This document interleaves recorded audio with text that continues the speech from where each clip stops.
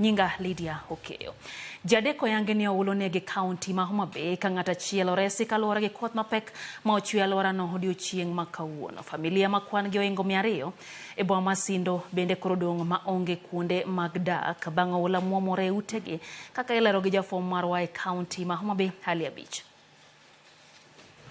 Koth mapek manochiwo odiochieng' ma kawuono ka chud bura ma Suba South okelo tho mar ji 3, miyo moro kaachiel kod nyithindo 2 mawuok e familia achiel mane pi mapong' kendo muomore oywero. Kaluwore gi ruoth ma Kaksengre West Eliud Odeka, oula mapek manomuomore kowuok e gode mag Sumba, Rang'wa kod gode mag Kisaku ne oywero ji 3 go ma onego ka gin e yo gidhi e boma Masindo ka wuon nyithindo 2 go to jopiny ne oreso. Oula maduong' nomuoch kendo kochakore kod kombuto kalora piny ute mang'eny okethore kendo jamni machalo diek, gwen kod rombe moko lalo ngimagi. Household mang'eny obedo affected kaluwore gi oula modonjo e ot. Thuolo ne nitie jaduong' manowuok kod nyithinde kalor Sindo.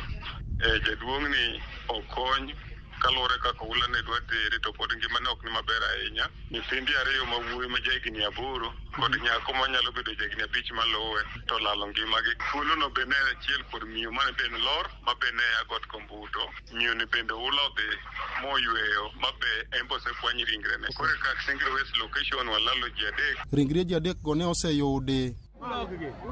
Oula mapek no bende nonjawo marach mokalo boma Masindo kama ute mag dak moingo 100 kod mag ohala ne pi oywero kendo weyo familia moingo 200 dong' mago kama ginyalo chwe wigi. Jamni bura kama oting'o dhok, diek kod rombe kaachiel kod gwen bende oula no oywero nyaka nam Lolwe. Bende yore mag wuoth ne orochore kuom seche buora e apaya mawuok Mbita kochimo Homa Bay machiegni gi Lwanda bang' aora Lambwe pong' moyie choko kendo dino apaya no. Jowuoth miche gi miche kaachiel kod nyamburko bura ne odiwo e apaya no mane olo muomo kendo ok nyal kalore. Jaod bura ma Suba North Milly Odhiambo ne okwayo jopiny masani koro wuok kuonde ma oula sani koro kele pek mondo yie obed motang' e kuonde go. Wago pole ahinya ne jogo mowito ngimagi koth mosechwe mang'eny omiyo ji owito ngimagi mang'eny kaka sani Lambwe manie gweng'wa kani be sani nopong' makata oland ka gi jo sirikal ni mondo ji otang' kik ji kadh mtoka kik kadhi dhano be kik cross nikech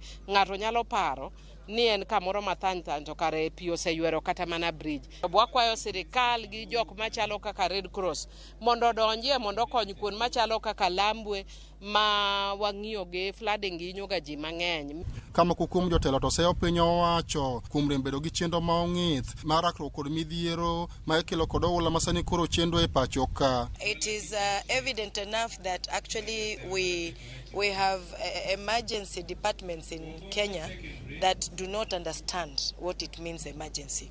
So we call upon the government to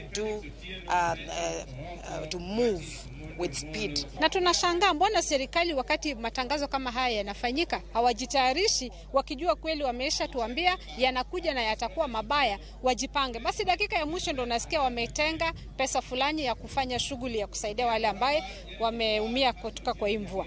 Lakini tena El Nino iliyopita serikali ilitenga pesa na El Nino ikapita haikuja. Hiyo pesa ilienda wapi? Halia Beach, Ramogi TV, Homa Bay.